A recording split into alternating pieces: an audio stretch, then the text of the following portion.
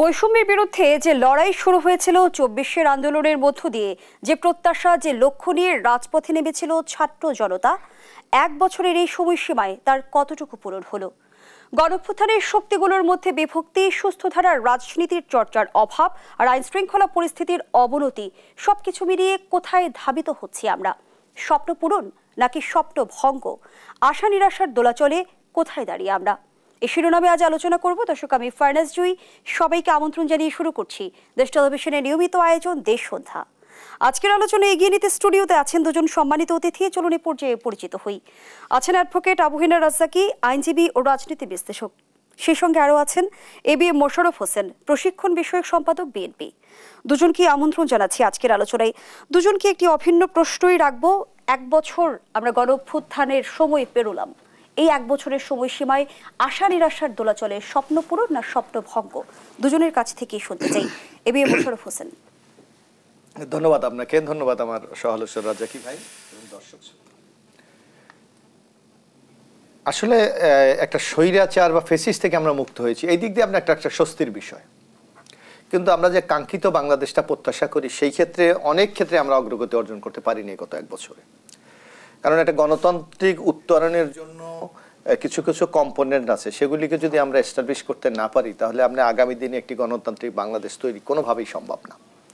আপনি দেখবেন ইতিমধ্যে রাজনৈতিক দলগুলির মধ্যে আলোচনা চলছে। আপনিও বলছেন যে আগামী দিনে একটা গণতান্ত্রিক বাংলাদেশ, একটা বৈষম্যহীন বাংলাদেশ, অথবা আগামী দিনে একটা নিরপেক্ষ একটা প্রশাসনের মাধ্যমে আগামী দিনে একটি অবাধ, সুস্থ, নিরপেক্ষ নির্বাচন করার যে মানুষের প্রত্যাশা, সেই ক্ষেত্রে অনেকটা একটা ব্যত্যয় ঘটছে বলে আমরা মনে করি। যেমন এই সরকারের নিরপেক্ষতা নিয়ে এখন অনেকেই প্রশ্ন তুলছে, কিন্তু ডক্টর ইউনূস সরকারের কাছে মানুষের প্রত্যাশা ছিল যে একটা নিরপেক্ষ ভূমিকা পালন করে অতীতের শেখ হাসিনার আমলের যে ফেসিস্ট অথবা একটা বৈষম্যর বাংলাদেশ, সেই জায়গা থেকে বাংলাদেশকে উত্তরণ করবে।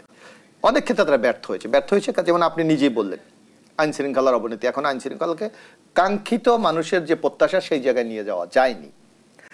তারপর আরেকটা জিনিস আপনি লক্ষ্য করবেন যে আমরা ভেবেছিলাম যে একটা বছরে, কম সময় না কিন্তু এক বছর, এর মধ্যে যে প্রয়োজনীয় সংস্কার এবং বিচার যতটুকু অগ্রগতি হওয়া দরকার, সেই পর্যায়ে হয়নি।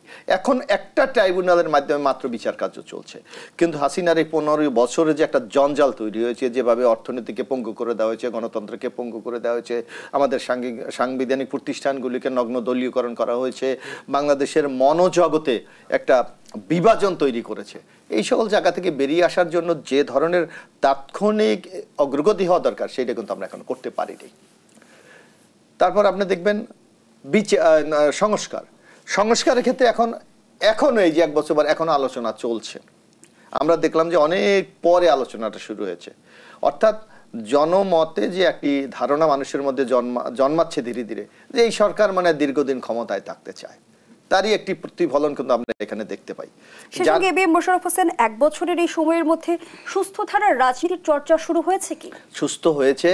একটা বৈষম্যর ভিতর থেকে বেরিয়ে আসতে আপনাকে তো কিছুটা সময় দিতে হবে। আপনি যেখানে ছিল সম্পূর্ণ অনিয়ম, অবিচার, একটা জুলুমের বাংলাদেশ, সেই জায়গা থেকে ধীরে ধীরে জনগণকে অথবা বা নাগরিকদেরকে একটি জায়গায় নিয়ে আসতে তো আপনি একটু সময় তাকে দিতে হবে। আমি মনে করি অগ্রগতি অনেক ভালো। কারণ আপনি দেখবেন এই সরকারের নানা অসঙ্গতি আছে। কোন কোন ক্ষেত্রে আপনার দৃষ্টিকোণ থেকে অগ্রগতি দেখছেন? অগ্রগতি দেখছে যে এই যে রাজনৈতিক দলগুলির মধ্যে একটা আন্ডারস্ট্যান্ডিং, এটা একটা বিরাট সুফল বলে আমরা মনে করি। এই যে আলোচনায় বসছে, আগে তো শেখ হাসিনার আমলে তো আলোচনা চিন্তা করা যেত না। কিসের আলোচনা? মানে মানুষের মধ্যে একটা ধারণা পোষণ করেছিল, হাসিনা নেক্সট, কে হুই দ্য নেক্সট, মানে হাসিনা ছাড়া বাংলাদেশ চলবে। আলোচনা হচ্ছে, কিন্তু আলোচনার অগ্রগতি কি? হ্যাঁ, অনেকগুলি হচ্ছে। আপনি দেখেন অগ্রগতি, যদি আপনি দেখেন আজকে আগামী দিনে আমরা কি ধরনের বাংলাদেশটা দেখতে চাই, প্রশাসনে কি দেখতে চাই, সাংবিধানিক কি দেখতে চাই। ইতিমধ্যে দেখেন একটা কেয়ারটেকার গভর্নমেন্টের মাধ্যমে আগামী নির্বাচন হবে, ঐক্যমত হয়ে গেছে। আজকে প্রধানমন্ত্রীর মেয়াদ নির্দিষ্ট হয়ে গেছে, যে কেউ তার জীবন দশায় 10 বছরের বেশি হতে পারবে না। অথচ আপনার নিশ্চয়ই মনে থাকে, সেখানেও কিন্তু যদি কিন্তু বিষয় আছে। না, যদি কিন্তু এটা হয়ে গেছে। আর আরেকটা আপনি দেখবেন যে হাসিনার আমলে কি বলতো, 3 বারের প্রধানমন্ত্রী, 4 বারের প্রধানমন্ত্রী, 5 বারের প্রধানমন্ত্রী, তার বিকল্প নাই। সুতরাং আপনি 10 বছর যদি ফিক্সড করে দিতে পারেন, তাহলে এখানে আর বিকল্প বা এর বিকল্প কেউ নেই, এ কথা বলার সুযোগ নাই। তারপর দেখেন একটা আপার হাউস তৈরি হবে, এটা একমত হয়েছে। এখন হলো পদ্ধতিটা নিয়ে, সিস্টেম মেথডটা কি হবে, এটা নিয়ে। নির্বাচন কোন পদ্ধতিতে হবে সেটা নিয়েও কিন্তু বিতর্ক আছে।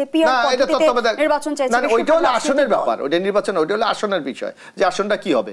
আপনার সরাসরি ভোটে হবে না পিআর পদ্ধতিতে হবে, এইটা নিয়ে। কিন্তু নির্বাচন যে একটা কেয়ারটেকার গভর্নমেন্টের অধীনে হবে এই ব্যাপারে কিন্তু কারো কোনো সন্দেহ নেই। তারপর দেখেন আমরা একটা বলা যায় যে সংসদে আর্টিকেল 70-র কারণে সংসদ অকার্যকর হয়ে যায়, যে দলের যেই দলের থেকে নির্বাচিত তার সেখানে সুনির্দিষ্টভাবে বলা হয়েছে যে এই বিষয়গুলি বাদে আপনি যে কোনো বিষয়ে সমালোচনা করতে পারবে। সুতরাং এগুলিকে আপনি কিন্তু অগ্রগতি দেখেন। তারপরে এই যে প্রধান বিচারপতি নিয়োগ হবে, গতকালকে একটা ঐক্যমত হয়ে গেছে। এখন একটা প্রধান যিনি চিফ অ্যাডভাইজার হবেন ইন্টেরিয়াম গভর্নমেন্টের, সেইটা কি হবে সেটা নিয়ে আলোচনা হচ্ছে। দুই ধরনের প্রস্তাব দেওয়া হচ্ছে, যে একটা গ্রুপ দিচ্ছে এইভাবে আরেকটা। তো সুতরাং গণতন্ত্রের কিন্তু এটা সবচেয়ে বড় শক্তি, যে সকল মতামতগুলিকে যদি আপনি একটা জায়গায় সম্মিলিত করে যদি আপনি একটা ডিসিশন নিতে পারেন, সেটা হলো সবচেয়ে কার্যকরী একটি ব্যবস্থা। সেই দিকে আমরা এগিয়ে যাচ্ছি। কিন্তু এইটাকে চালিয়ে নেওয়ার জন্য যে কাজগুলি দরকার, গভর্নমেন্টের সেই তাগিদটা আছে কিনা, এইটা হলো ব্যাপার। যারা সরকারে আছে তাদের সেই তাগিদটা আছে বলে আমাদের কাছে মনে হয় না। সরকারের কি আন্তরিকতার অভাব দেখছেন? আন্তরিকতা, এটা অদক্ষতা আমরা দেখি। যে একটা গভর্নমেন্ট চালানোর জন্য যে যোগ্যতাটা দরকার, সেই যোগ্যতা আমরা অনেক ক্ষেত্রে ঘাটতি দেখি। অর্থাৎ পারফেক্ট লোকটাকে চয়েস করা হয়নি। হয়তো একটা একটা কাঠামো দাঁড় করানো হয়েছে, সেই কাঠামো তো যেই লোকটা যেখানে দরকার সেটা হয়তো ডক্টর ইউনূস সরকার পারে নাই। বরং আমরা দেখেছি যে একটা নির্দিষ্ট গোষ্ঠীকে উনি সরকারে নিয়েছে, যাদের ব্যর্থতা এই ইন্টেরিয়াম গভর্নমেন্টটাকে প্রশ্নবিদ্ধ করে। কিন্তু এবি মোশাররফ হোসেন, শুরু থেকে তো আপনারাই বলে এসেছেন যে এই সরকারকে আপনারা কোনোভাবে ব্যর্থ হতে দিতে চান না। সেই ক্ষেত্রে আপনাদের আন্তরিকতা কিংবা সহযোগিতা কতটুকু ছিল সরকারের প্রতি? আমাদের এখনো পর্যন্ত 100%। আমরা কিন্তু প্রতিনিয়ত আপনি দেখবেন বিএনপি থেকে বলা হচ্ছে, কিন্তু প্রতিনিয়ত বলা হচ্ছে যে আপনি এই জায়গায় এই ভুল করছেন, এই জায়গায় আপনার এই জায়গায় এই পদক্ষেপটা নেওয়া দরকার, এই জায়গায় আপনি এই কাজটা করা উচিত।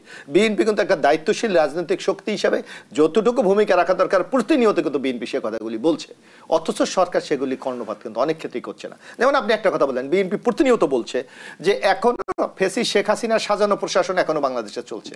তো এক বছরে কি আপনি এই প্রশাসনকে পুনর্বিন্যাস করার মতো কি আপনার সেই সাহস, যোগ্যতা অথবা সেই ধরনের পদক্ষেপ আপনার নেওয়া উচিত ছিল? আপনি তো নেন নাই, যার কারণে আপনি যে পদক্ষেপগুলি নেন অনেকটা বাস্তবায়ন হচ্ছে না। সেটা হয়তো ফেসিস্ট সরকারের যারা আছে তারা কি আপনাকে প্রতিবন্ধকতা তৈরি করছে, না তারা এটাকে সোলো করে দিয়ে আপনার ভাবমূর্তি ক্ষুণ্ণ করছে? এটা তো আপনাকে বিচার করতে হবে ইউনূস সরকারকে, কিন্তু সেক্ষেত্রে তো তারা করছে না। এই যে আমরা বারবার বলছি যে আইন শৃঙ্খলা রক্ষার অবনতি, স্টেপটা কি নিয়েছে আপনি বলেন?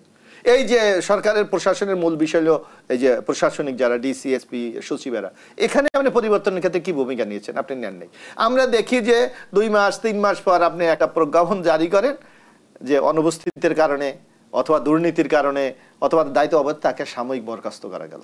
সাময়িক বরখাস্ত it is not a solve, আপনাকে দৃষ্টান্তমূলক শাস্তি নিতে হবে। কিন্তু এখন বর্তমান সময়ে কোন বিষয়টি বিএনপিকে বেশি বেকায়দায় ফেলছে?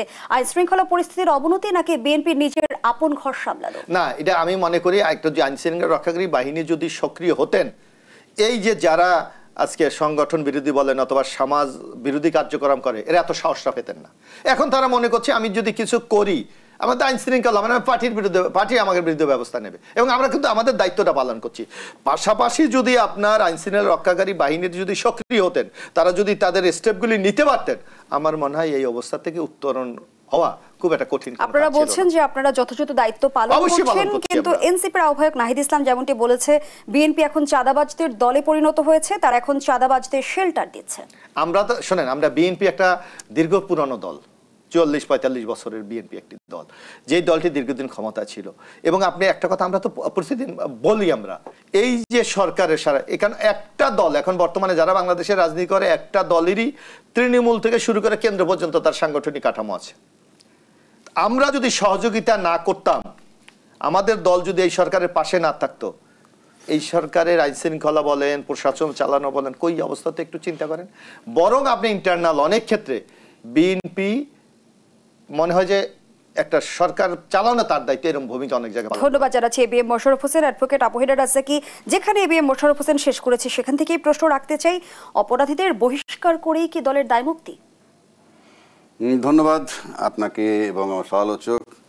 আসলে আমরা এখন টকশো যে করি, এতে অলমোস্ট একই আলাপ বারবার হইতে থাকে, এটা মানে একঘেয়েমি লাগতেছে। তারপরেও আপনি যেটা বলছেন, প্রশ্নটা কি করলেন আবার একটু বলেন। অপরাধীদের বহিষ্কার করেই কি দলের দায়মুক্তি কিনা? যেমন এবিএম মোশাররফ হোসেন বলছিল, অপরাধীদের তারা বহিষ্কার করেছে। যেমন ধরেন ওনারা যেমন কথাটা বলেন, দেশে আইন শৃঙ্খলা পরিস্থিতির অবনতি হচ্ছে, সরকার নিয়ন্ত্রণ করতে পারছে না, আমার দেশে আইন থাকবে, এটার মানে কি এই যে আমাকে আইন ভাঙতে হবে এবং ভাঙার পর আইনটা প্রয়োগ করতে হবে। আমি যদি আইন না ভাঙি আইনের প্রয়োগেরও তো দরকার নাই। এখন বলতে পারেন আইন ভাঙছি, প্রয়োগ হচ্ছে না কেন, সেটা প্রশ্নে আমি পরে আসি। আপনি আইনটা ভাঙছেন সেটা এবং অপরাধটা আপনি করছেন কি না সেটা দলীয়ভাবে আপনি প্রথমে এডমিট করছেন যে আমার লোকগুলা করেছে, কারণ আপনি বহিষ্কার করছেন। আপনি কোনো পুলিশ মামলা হলো না, কোনো তদন্ত হইল না, কিছুই হইল না, একটা ঘটনা ঘটলো, সেটা হোক চাঁদাবাজির বা অন্য কিছু, কিংবা একটা লোককে হত্যা করছে, আসলে যুব দলের লোকে করছে বা ইত্যাদি ইত্যাদি, আপনি বহিষ্কার করে দিচ্ছেন। এটার মান হচ্ছে আপনি প্রথম স্বীকার করছেন যে আপনার লোকগুলা এটা করেছে। এবি মোশাররফ হোসেন, এক মিনিট শুনতে চাই, এটা কি আপনাদের স্বীকৃতি? এটা রাজ্জাকি ভাই যেভাবে বলছে, আপনার যে কোনো রাজনৈতিক দলের একটা দায়বদ্ধতা আছে জনগণের প্রতি। আপনি যদি কোনো অভিযোগ কারো বিরুদ্ধে উত্থাপিত হতে হয়, প্রাথমিকভাবে যে স্টেপটা নিতে হয়, যেমন আপনি একটা মামলা হয়, ওই লোক কি অপরাধী না অপরাধী সেটা তো পরের ব্যাপারে, বিচারে ওটা নির্ধারিত, কিন্তু যখন আসামি হয় পুলিশের কাজটা কি তাকে গ্রেফতার করে পরিস্থিতি নিয়ন্ত্রণে আনা। উনি বলছে তো, তার মানে কি প্রাথমিকভাবে মনে হচ্ছে যে সে করছে, তা না হলে আপনি তাকে বহিষ্কার করলেন কিসের বেসিসটা কি? একটা বেসিস লাগবে তো। আপনি যদি কোনো বেসিস ছাড়া করেন তাহলে আপনি ইনজাস্টিস করতেছেন আপনার দলের কর্মীটার প্রতি। আর যদি আপনি প্রাথমিকভাবে কিছু পেয়ে থাকেন তদন্তের আগে করছেন, সুতরাং এই অস্বীকার করার কোনো লাভ নাই। আজ এ পর্যন্ত 4000 লোক বহিষ্কার হয়েছে, সবটাই কি ফলস? নিশ্চয়ই না। আমি সেই বিতর্কে যাচ্ছি। এই আসলে এই ঘটনার সাপেক্ষে বিএনপির আসলে ভূমিকা কি হওয়া উচিত ছিল? আমি সেটাই বলছি, আমি বিএনপির দোষ দিচ্ছি না এখানে। বাংলাদেশে আপনি ট্রেডিশনালি দেখবেন কোন দলটা বড়, যে দলে যত বেশি অপরাধী, চাঁদাবাজ বলেন, যাই কিছু বলেন, শেল্টার দিতে পারবে, সেখানে তত বেশি সেই দলটা তত বড় হয়। কেন বলছি কথাটা? আপনি 18 কোটি লোকের দেশ, বেকার সমস্যায় অন্ত নাই। আপনি হাজার চেষ্টা করলে এই লোকগুলাকে অ্যাকোমোডেট করতে পারবেন না, কারণ আপনার দেশে কত চাকরি দরকার, কত চাকরি আছে, কত চাকরি হবে, নাই, কঠিন। যেখানে সিদ্ধান্ত নেওয়ার কথা ছিল, যেমন ওই যে বলছে যে বিদেশ থেকে প্রচুর নার্স নিবে, আমাদের এই দিকে আমরা চিন্তা করি যে সেটা অন্য আলোচনা। এখন এই যে লোকগুলো কি করবে, এরা চাঁদা তোলা কিন্তু আমাদের একটা ট্রেডিশন, 53 বছর যাবৎ। গল্প যে যতই করুক, রূপকথার গল্প, কারণ আমি এই দেশে থাকি, এমন যদি হইতো আমি এই দেশে থাকি না তাইলে এক কথা। চাঁদা নিয়মিত তোলে এবং খুব বড় অপরাধ, সেটা আমি ধরছি না, কিন্তু আপনার লোভের সীমা থাকতে হবে। আপনি একটা লোকের মারা গেছে, তারপর বুকের উপরে পাথর মারবেন, মানে এত বিভৎসতা আপনার হওয়ার প্রয়োজন নাই। আমি তো বারবার বলতেছি, দল চালাইতে পারবে না, কর্মী কিভাবে রাখবে তারা? লক্ষ লক্ষ কর্মী, তাদের কি উপায় কি তাদের? অফকোর্স চাঁদা ট্রেডিশনালি চলতেছে আমাদের এখানে, মাত্রা কম আর বেশি। সীমার বাইরে যখন গেছে সমস্ত অত্যাচার, চাঁদা বলেন যাই বলেন, যেমন তারাই দেওয়া হয়েছে একটা সরকার, অথবা সে যেতে বাধ্য হয়েছে, এমনি যায় নাই। স্বৈরাচারের পতনের পরও এই ঘটনাগুলোর পুনরাবৃত্তি কেন ঘটছে? আমি সেখানে আসছি। একটা কথা বলতেছে যে আইন কি বলে, আইন শৃঙ্খলার উন্নতি হচ্ছে না। আপনার কথা বলেন তো আমারে, বাংলাদেশে আমি কয়েকটা মার্শাল্লাহ দেখছি, জিয়াউর রহমান সাহেবের মার্শাল্লাহ দেখছি, এরশাদ সাহেবের মার্শাল্লাহ দেখছি, মাটি থরথর করে কেঁপেছে, না কাঁপে নাই, কাঁপছে। এরপর আসেন 111-এ ইনডাইরেক্ট আর্মি ছিল। কি ইনডাইরেক্ট আর্মি? ফখরুদ্দিন সাহেবের সামনে, পিছনে ছিল সেনাপ্রধান বা পাশে ছিল সেনাপ্রধান তখনকার। তখনও তো আইন শৃঙ্খলা বাহিনী কাজ করেছে। আজকে যখন ইউনূস সরকার আছে, তার পাশে সেনাপ্রধান আছে, উনি বলছেন নির্বাচন পর্যন্ত থাকবেন, তাহলে এখন মাটি কাঁপছে না কেন? আমি ইউনূস সরকারের কাছে জানতে চাই, এই যে অপরাধগুলো হচ্ছে পুলিশের কাছে, পুলিশের জন্য মাটি কাঁপতেছে না কেন? তাহলে কি ইউনূস সাহেবের কৈফিয়ত দিতে হবে জাতির কাছে, যে আপনি কি তাহলে সেনাপ্রধান আর পুলিশ প্রধানকে বলছেন যে তোমরা মাঠে থাকো, নামকা ওয়াস্তে সব কিছু ওভারলুক করবা? আমি ইউনূস সরকারের কাছে জানতে চাই।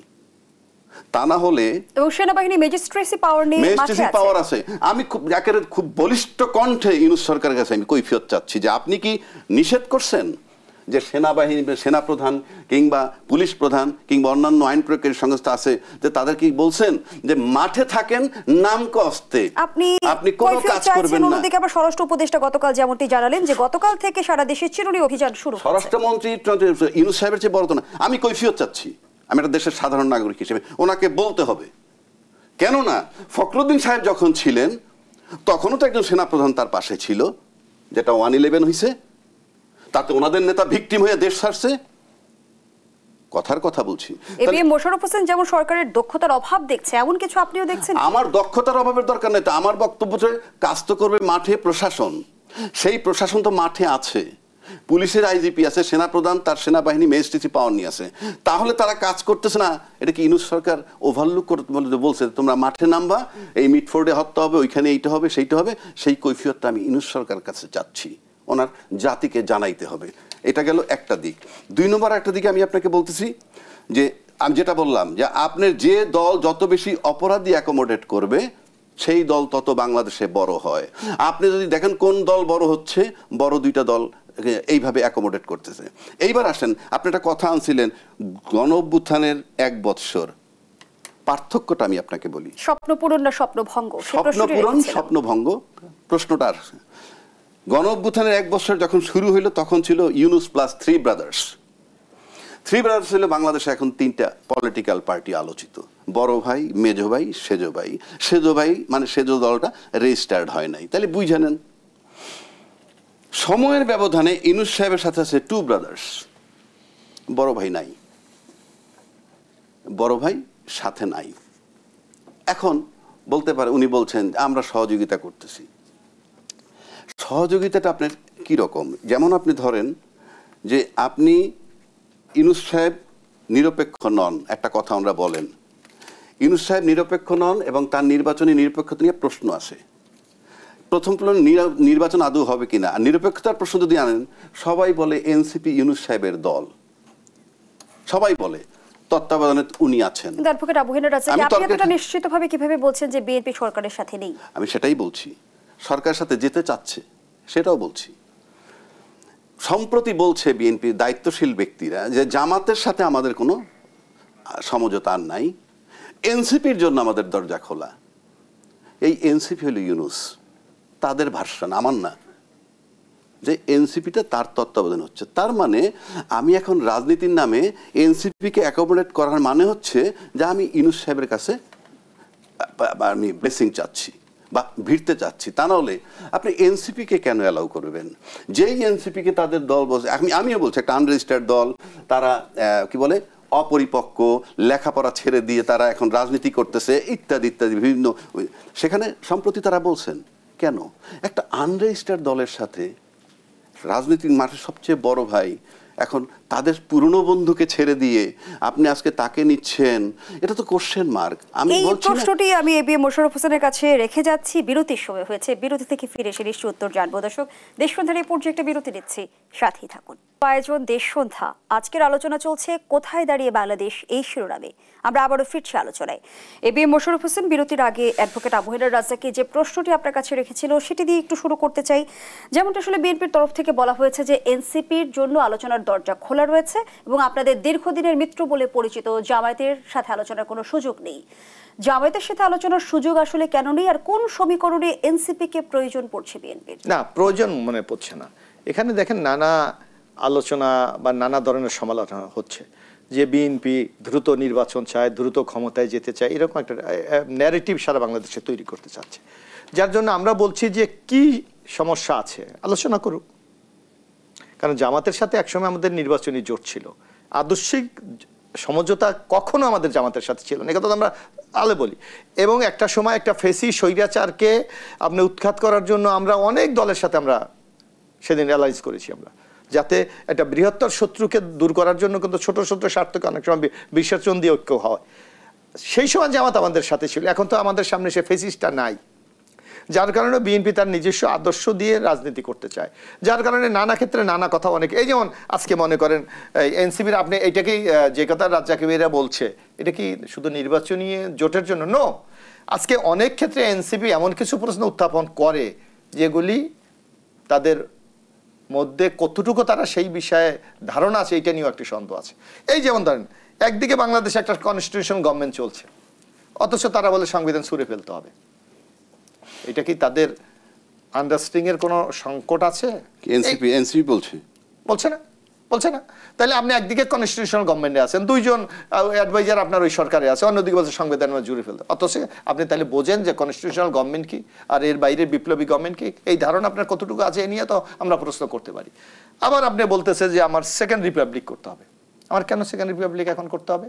বাংলাদেশকে ফেল করেছে এক। আবার বলতেছে আপনার যে এই যে পিআর পদ্ধতি, তো পিআর পদ্ধতি আমি আমার বাংলাদেশের মানুষের মনোজগৎটাকে তো আপনাকে বুঝতে হবে।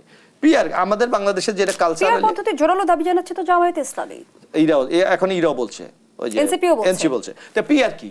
অর্থাৎ বাংলাদেশের যে ট্রেডিশনটা চলে আসছে, আমার প্রার্থীকে আমি দেখব, আমি আমার বুদ্ধি বিবেচনায় চয়েস আদর্শের ভিত্তিতে আমি কাকে ভোট দেবো আমি নির্বাচন করব।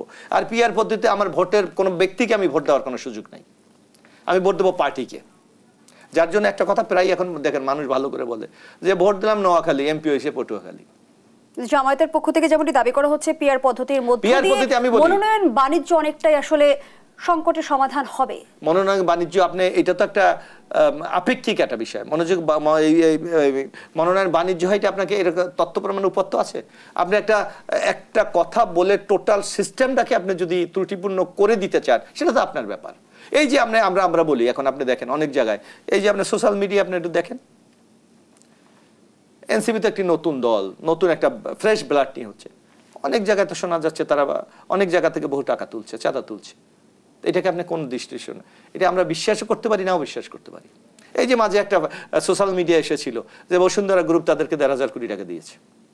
এখন কতটুকু সত্য মিথ্যা সেটা আলাদা বিষয়, কিন্তু একটা প্রোপাগান্ডা তো সমাজে আপনি আপনারা বহুবার বলার চেষ্টা করেছেন যে এনসিপি কিংস পার্টি। অবশ্যই কিংস পার্টি। এটা তো আমাদের মাননীয় প্রধান উপদেষ্টার বক্তব্য দেখেন, উনি যখন জাপান ট্যুরে গিয়েছিলেন উনি বলেছিলেন ছাত্রদের একটা রাজনৈতিক দল খুব শীঘ্রই হবে। আমরা জাপান থেকে আসলেন একটা দলের আত্মপ্রকাশ করলো। আবার উনি যখন এইবার বাইরে দেশের বাইরে গেলেন, ইটালি না কোথায়, ওখানেও একটা সাক্ষাৎকারে উনি বললেন নির্বাচন একটু দেরি হতে পারে। কেন? ছাত্রদের একটা নতুন দল হয়েছে, তাদেরকে একটু সময় দেওয়া দরকার। তো সময় তো দেবে জনগণ। আপনি যদি জনগণের ম্যান্ডেটে আপনি বিশ্বাস করেন, জনগণের কাছে আপনি যান, জনগণ যদি আপনাকে নির্বাচিত করে, জনগণ যদি আপনাকে ম্যান্ডেট দেয়, আপনি রাষ্ট্র ক্ষমতায় যাবেন।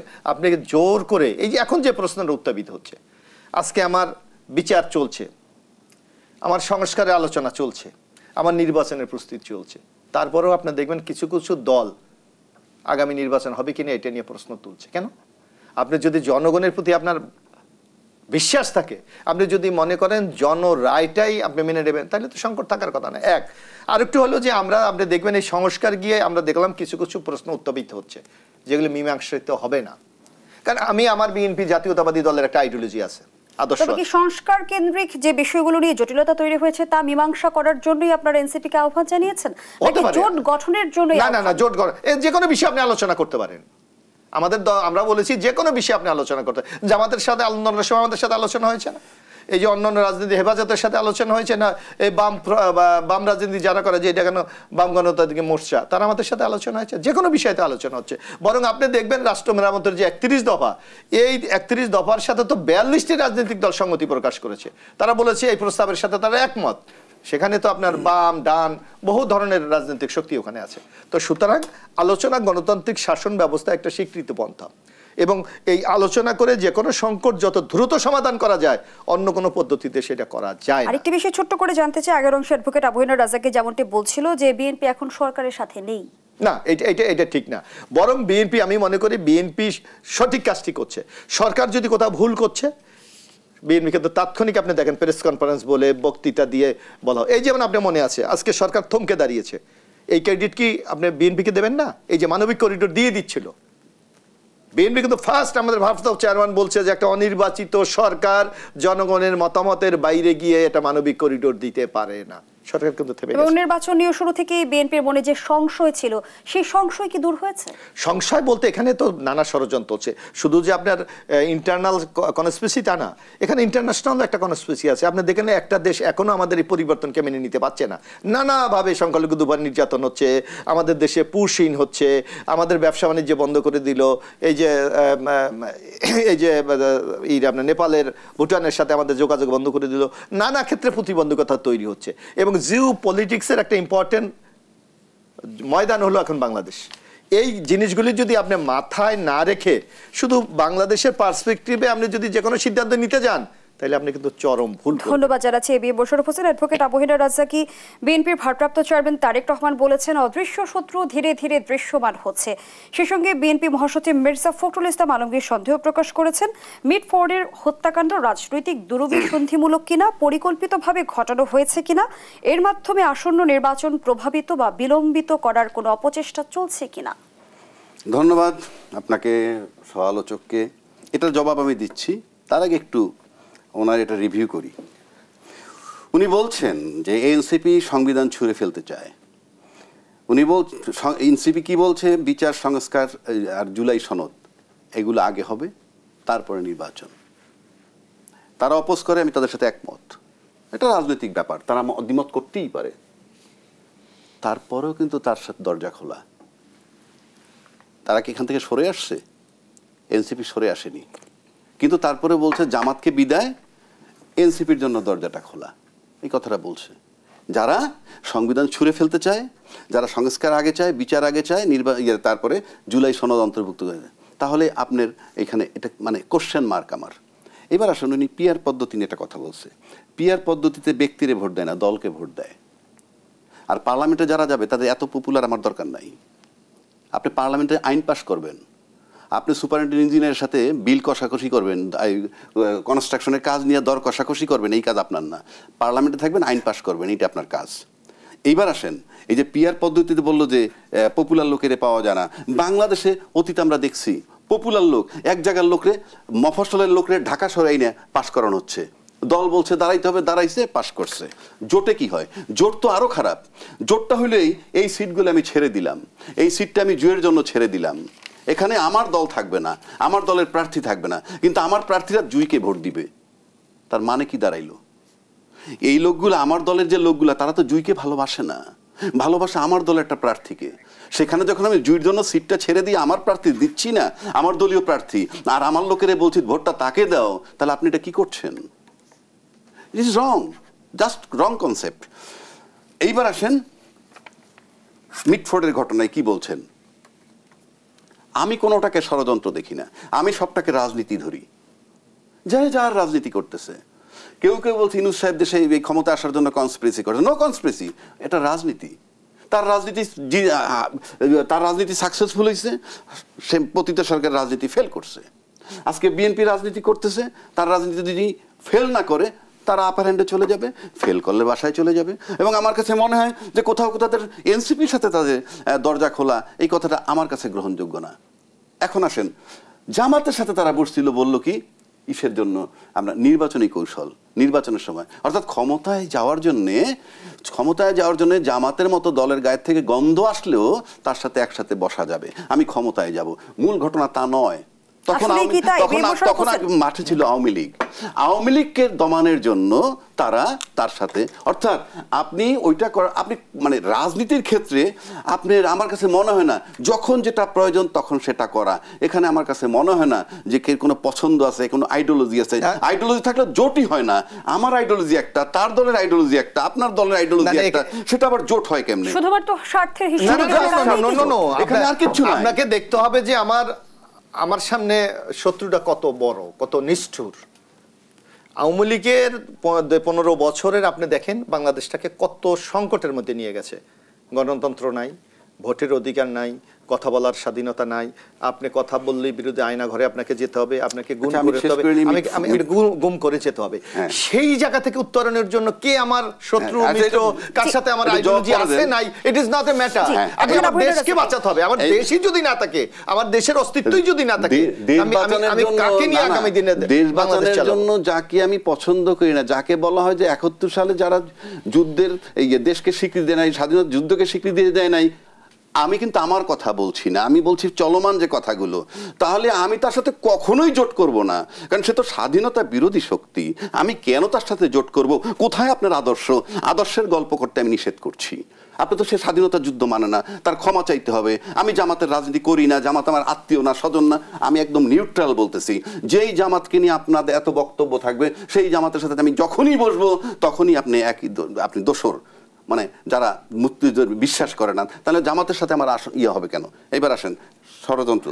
ষড়যন্ত্র বলতে কিচ্ছু নাই, রাজনীতি। আমার রাজনীতি আমি করি। এখন আসেন রাজনীতি কি রাজনীতি চলতেছে বাংলাদেশে? রাজনীতিটা চলতেছেই যে পতিত শক্তিটা চলে গেছে ক্ষমতার থেকে, সেই পতিত শক্তি যদি নির্বাচিত কোনো সরকার বাংলাদেশে চলে আসে, নির্বাচন হইলেই বিএনপি ক্ষমতায় আসবে, কোনো সন্দেহ নাই। এবং এই পতিত শক্তিটা চাচ্ছে কি?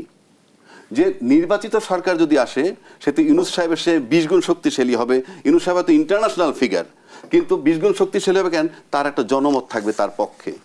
এই 20 গুণ শক্তিশালী হওয়ার পর যদি সে ক্ষমতায় আসে, আসার পর যদি এই যে পতিত সরকার যারা, তাদের একটা শক্তি আছে বলে আমরা জানি যে তাদের সাথে একটা শক্তি কাজ করে, সেই শক্তিকে যদি নির্বাচিত সরকার হইয়া তারা অ্যাকোমোডেট করে ফেলে, সেই শক্তির সাথে যদি তারা একাত্মতা ঘোষণা করে ফেলে, এই পতিত সরকার দীর্ঘ সময়ের জন্য রাজনীতি থেকে আউট হয়ে যাবে বলে তাদের বিশ্বাস। সুতরাং এইটা যাতে এখন নির্বাচন যাতে না হয়, ইউনূস সাহেবও যাতে থাকতে না পারে। নির্বাচনের শর্ত যারা বিএনপি করে, তারা হইলে আমরা নির্বাচন করে ক্ষমতায় যাব। অন্য একটা শক্তি ভাবতেছে তাকে সরানোর একটাই উপায় নির্বাচনের সে সরে যাবে। এখন নির্বাচন হয়ে যাওয়ার পর যদি সরে যায়, তাহলে যে শক্তিটা বললাম, ওনরা যদি ক্ষমতায় যায়, ওনরা কিন্তু অনেক শক্তিশালী দল হবে। ঠিক কোন শক্তির কথা আপনি বলছেন? আপনি বলছেন যে একটি পক্ষ নির্বাচন বিলম্বিত করার চেষ্টা করছে, আবার এই সরকারও যেন ক্ষমতায় না থাকে। সেই পক্ষটি আসলে কি বিস্তারিত আলোচনায় ফিরতে চাই। আবারও বিরতির সময় হয়েছে, আপনার কাছে ফিরবো। দর্শক, দেশ সন্ধ্যার এই পর্যায়ে আবারও বিরতিতে যাচ্ছি, সাথেই থাকুন। দেশ সন্ধ্যা আমরা আবারও ফিরছি আলোচনায়। অ্যাডভোকেট আবু হেনা রাজ্জাকি, যে প্রশ্নটি আপনি তুলেছেন সেখান থেকে আলোচনা যদি শুরু করি, আপনি বলছিলেন যে একটি পক্ষ নির্বাচন বিলম্বের চেষ্টা করছে। বরাবরই কিন্তু রাজনৈতিক দলগুলো ইঙ্গিত করে সরকারের প্রতি যে সরকার নির্বাচন বিলম্বিত করার চেষ্টা করছে ক্ষমতা দীর্ঘায়িত করার জন্য। আবার আপনিই বলছেন যে ইউনূস সরকারকে হটানোর চেষ্টা চলছে। তাহলে সেই পক্ষ আসলে কারা? শুনেন, আমি আপনাকে বলি, ইউনূস সরকারকে হটানোর চেষ্টা করছে বলতে আমি কি মিন করছি। আপনি বলেন যে ওনারা বলছেন ইনি নিরপেক্ষ না, এনসিপির তত্ত্বাবধান উনি করেন, তাহলে তো ভাই এই লোকটা নিরপেক্ষ না। তাহলে তো আপনার আন্দোলন করা উচিত এই সরকার হটানোর। উনি নির্বাচনও দেওয়া উচিত না, ওনার অধীনে নির্বাচন চাওয়া উচিত না।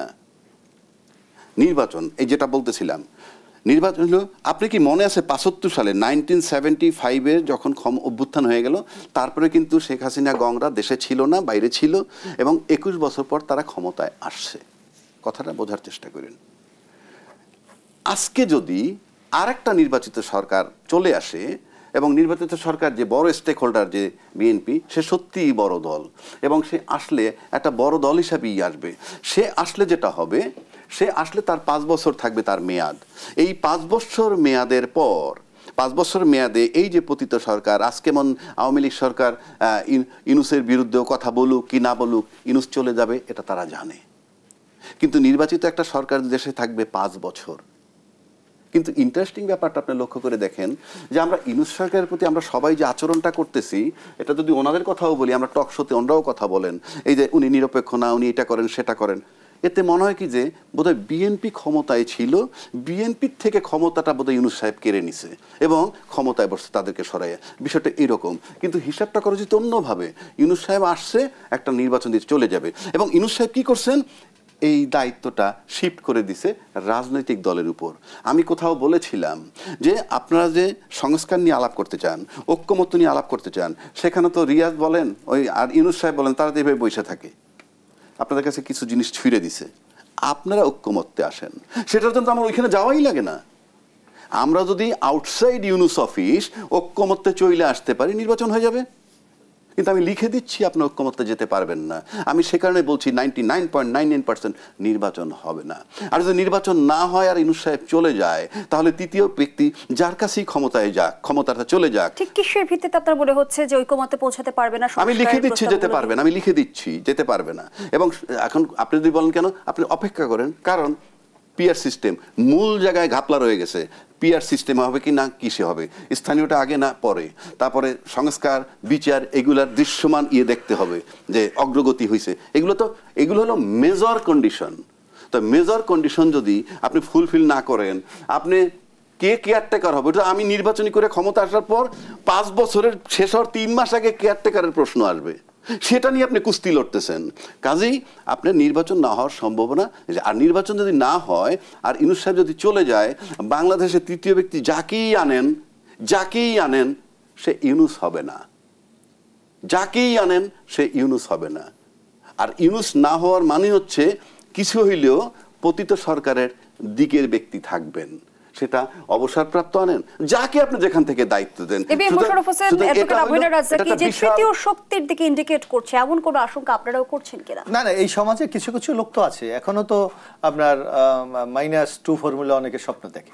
এটা আপনি প্রতিদিন আমাদের দলের পক্ষ থেকে একসময় কিন্তু চরম ভাবে এটাকে তুলে ধরা হয়েছিল যে অনেকে 111-এর স্বপ্ন দেখে। এই শক্তি তো আছেই এক, কারণ একটা বিরাট শক্তি কিন্তু আপনি মনে করেন আওয়ামী লীগ বাংলাদেশে চলে গেছে, আজকে আওয়ামী লীগের মোর দ্যান হয়তো 50-1 লাখ লোক নাই বাংলাদেশে, কিন্তু তাদের তো একটা বিরাট সমর্থক বাংলাদেশে, যারা প্রতিনিয়ত এই যে আইন শৃঙ্খলা আমরা যা করি আপনি দেখেন এখন পরস্পরে বিএনপি মাঠে আছে, বিএনপিকে দায়ী করে, কিন্তু এর মধ্যে অন্য কি খেলা আছে এই বিষয়ে কিন্তু কেউ কোনো প্রশ্ন ছুড়ে দেয় না। এক, বিএনপিকে দায়ী করে বলছেন, এখানে কি বিএনপির একেবারে দায়ী নেই? আমরা তো যতটুকু আছে আমি বলছি, এবং শীর্ষ নেতৃত্ব আমি আপনাকে বলি যতটুকু দায়ী না আছে, পরিকল্পিতভাবে এমন একটা পরিবেশ তৈরি করতে চাচ্ছে যাতে অনেকে মনে করছে আগামী নির্বাচনে যে কথাটি এই রাজ্জাকি ভাই বলছে বিএনপি ক্ষমতায় চলে যাবে, সুতরাং এই বিএনপির ক্ষমতায় যাওয়াটাকে কিভাবে ঠেকানো যায় এর জন্য নানা ফন্দি আর বলছে। এখন আমরা কেন নির্বাচনটা চাই? আপনি দেখবেন দেশটা তো আমাদের সবার, দেশটা তো একা রাজ্জাকি ভাইয়েরও না, আমারও না, আপনারও না, সবার মিলেই তো বাংলাদেশ। আজকে দেখেন বাংলাদেশে কিছু বার্নিং প্রবলেম তৈরি হচ্ছে এই ইউনূস সরকারের আমলে। কারণটা কি? এটা ইন্টেরিয়াম গভর্নমেন্ট, এই গভর্নমেন্টের সাথে ইন্টারন্যাশনাল কমিউনিটি বিনিয়োগ করছে না।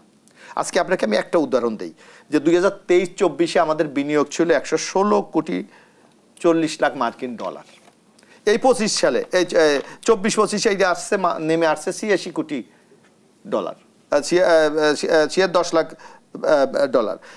যদি এই অবস্থা চলতে থাকে আগামী 26-এ এটা মাত্র 63 বিলিয়ন ডলার এটা নেমে আসবে। তো যদি এইভাবে যদি বিনিয়োগ চলে যায়, যে বৈষম্যের বিরুদ্ধে আন্দোলন হয়েছিল, চাকরি নাই, কর্মসংস্থান নেই, আপনার চাকরি কর্মসংস্থান কোথায় পাবেন? আমার গার্মেন্টসগুলি বন্ধ হয়ে যাচ্ছে, আমার ব্যাংকগুলির তারল্য সংকট, এইগুলিকে উত্তরণের জন্য আমার ইনভেস্ট দরকার, আমার বিনিয়োগ দরকার। তো বিএনপি যে মুহূর্তে নির্বাচনের কথা বলছে তখন অভিযোগ শোনা যায় যে বিএনপি এখন তৃণমূলকে নিয়ন্ত্রণ করতে হিমশিম খাচ্ছে। না না, এর বানোয়াট কথা। নির্বাচনকে কেন্দ্র করে আমি আপনাকে বলি, এটা এই যেমন মনে করেন আপনি, আমরা মিটফোর্টের ঘটনাটা বলি, মিটফোর্টের ঘটনা যারা ঘটিয়েছে বলা হচ্ছে হয়তো বিএনপির সমর্থক থাকতে পারে, কোন পদবি আছে, পদধারী এরকম কেউ নাই, কিন্তু পরিসংখ্যান যে বলে যে গত 6 মাসে অর্ধ শতাধিক মানুষ নিহত হয়েছে। না নিয়েছে কে? সব কি বিএনপি বিএনপি লোক মারা গেছে? কারা? আপনি যশোর অঞ্চলে, আমি বলি যশোর অঞ্চলে গত 6 মাসে বিএনপির আর না হলো 30 থেকে 40 জন লোক হত্যা করেছে, সেটা তো আপনারা উত্থাপন করেন না।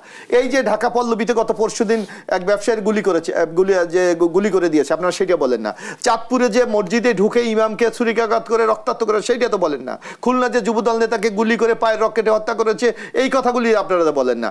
কুমিল্লায় যে মা মেয়েকে দর্শন করে হত্যা করা হয়েছে, সেই কথা তো আপনারা বলেন না। এখানে একটা গোষ্ঠী আছে, একটা শ্রেণী আছে, বিএনপিকে কাঠগড়ায় দাঁড় করাতে হবে। একটা গোষ্ঠী কি ইচ্ছাকৃতভাবে বিএনপিকে কাঠগড়ায় দাঁড় করাচ্ছে? না, আমি এখানে ওনার কথাটার জবাব দিচ্ছি। আপনি নানান হত্যার কথা বলছেন, ইয়েস, সব হত্যাই অপরাধ, কিন্তু প্রশ্ন হচ্ছে টাচ করে কাকে, কোন ঘটনাটা টাচ করে। আপনি 5টা ভিক্ষুক আপনার কাছে ভিক্ষা চায়, যার আবেদনটা টাচ করে তাকে আপনি ভিক্ষা দেন, সবাইকে কিন্তু দেন না। এই ঘটনা টাচ করছে, এই পৈশাচিক যে বিষয়, সেটা আমরা তো ব্যবস্থা নিয়েছি। আমরা বহিষ্কার করেছি, প্রশাসনকে বলেছি গ্রেফতার করুন, আমরা তো বলেছি। কথাটা আপনি বলছেন যে ওইগুলো বলেন না কেন, আমি বলছি যেটা টাচ করে সেটা। আর সর্বশেষ আমি জানি না কতটুকু সময় আছে, সেটা হলো যে উনি একটা কথা বলছে যে নির্বাচন করবে, ক্ষমতায় যাবে। আমি এটা অপ্রাসঙ্গিক না, মিলাই দিচ্ছি। আমাদের যে রাষ্ট্রপতি চুপ্পু সাহেব, ওনার মেয়াদ বোধহয় এখন আর 4 বছরের বেশি আছে বা 4 বছরের কাছাকাছি আছে। ধরেন আপনি নির্বাচন করলো বিএনপি, নির্বাচন হয়ে গেলেই বিএনপি ক্ষমতায় যাবে, এই রাষ্ট্রপতির সাথে তারা সহাবস্থান করবে? রাষ্ট্রপতিকে তো অপসারণ করার কোনো স্কোপ দু নেই। চার লাইনে উত্তরটা নিব এবিএম মোশাররফ মেয়াদ হোসেন। করে সে কিভাবে সহাবস্থান করবে? স্বৈরাচারী রাষ্ট্রপতির সাথে এখানে সে কিভাবে আইনজীবী, করবেন? এখানে পার্লামেন্ট ইচ্ছা করলে সেটা তাকে অপসারণ করতে পারে। ইমপিচ করবেন কেন? আপনি তো impeach করার উনি মতো ground আপনি কি বলছেন পান? যে কোনো না, না, না, না, তাহলে কি না, বিএনপির ইমপিচমেন্টে যাওয়ার ইচ্ছে? তা না, উনি যে আইনটার কথা বলছে, উনি বলতে চাচ্ছে যে এটা পার্মানেন্ট। এটাকে আমি permanent আপনার কথা শেষ করতে দেন। এটাকে ওনার মেয়াদ আপনি নিশ্চয় ওনার মেয়াদ 4 বছর বদরুল আছে। চৌধুরীর কথা আপনার মনে আছে নিশ্চয়ই, সে তো নির্বাচিত ছিল। সেটা বলবো, বিচৌধুরীটা বলি। এই না, না, ওইটা বাদ। এখন কৃতজ্ঞতার জায়গায় না, না, ওইটা না, আপনি বলছেন যে রাষ্ট্রপতিকে অপসারণের কোনো পথ নাই। সেটা অবশ্যই আছে, একবারও বলি নাই পার্লামেন্ট পথ ইজ দ্য নাই। সার্বভৌম। মেয়াদের কথা বলছি। আমি বলছি তার মেয়াদ ওই না, সময় না, কি আমি বলছি এটা সহাবস্থান তো কিভাবে যেকোনো করবেন? কারণে হতে পারে, কারণ মৃত্যুজনিত কারণ হতে পারে, অসুস্থ জনিত কারণ হতে পারে, অথবা তার ভূমিকা যদি রাষ্ট্রের পরিপন্থী হয় সেক্ষেত্রে হতে পারে, নানা কারণে হতে পারে। আপনি এটাকে তো রাষ্ট্রপতির অপসারণেও বিএনপি বাধা দিয়েছিল। না, আমরা কেন আমরা বাধা এখন দিয়েছিলাম, এটা কনস্টিটিউশনাল ভ্যাকুয়াম তৈরি হবে, তাহলে প্রধানমন্ত্রী যেটা অন্য কেউ অপসারণে- সুবিধা নিতে পারে। বিএনপি তো একটা এই দেশটা গণতান্ত্রিক ভাবে এগিয়ে যাক, আমরা সেইটা চাই। আপনাকে একটা রিস্ক ফ্যাক্টর যেখানে আছে, আপনি সেখানে আমি কেন যাব? চুপ্পু সাহেব কি বাংলাদেশের এখন বর্তমান ইউনূস সরকারের শাসন ব্যবস্থাকে কোথাও প্রতিবন্ধকতা তৈরি করার মতো সেই সক্ষমতা মাননীয় রাষ্ট্রপতি অ্যাডভোকেট আবুলের আছে কি? দু চার লাইন যদি এই বিষয়ে যুক্ত করেন। কোনটা? এই যে জি। হ্যাঁ, আর এটা পারবে না। এটা যদি পারতো, যদি চুপ্পু সাহেব ইউনূস সাহেবকে ওভারটেক করতে পারতো কোনোভাবে, সহজ বাংলায় বলি, তাহলে দেশে সামরিক শাসন চলে আসতো। মানে আমি ওই জায়গাটায় যাচ্ছি। মানে চুপ্পু সাহেব ওখানে বসে আছেন, সেটা বিভিন্ন শক্তি তাকে বসায় রাখছে, আমার ডোমেস্টিক পলিটিক্যাল লোকরাও তাকে বসায় রাখছে, নাহলে তার থাকার কথা না। তবে বাংলাদেশকে যদি এক জায়গায় নিতে হয়, এই যে বিপ্লব যেটা আমরা দেখতেছি, বিপ্লব বা অভ্যুত্থান যাই বলেন না কেন, আমরা হয়তো মনে করতে এটা শেষ হয়ে গেছে। আমি ব্যক্তিগতভাবে মনে করি না শেষ হয়ে গেছে। তাহলে শেষ হয়ে গেলে আমরা সমাধানে চলে আসতে পারতাম। দুজনকে অসংখ্য ধন্যবাদ। আমরা আমাদের আয়োজনের একেবারে শেষ প্রান্তে তো শেষ করছি দেশসুদ্ধের আজকের আয়োজন। ধন্যবাদ সবাইকে।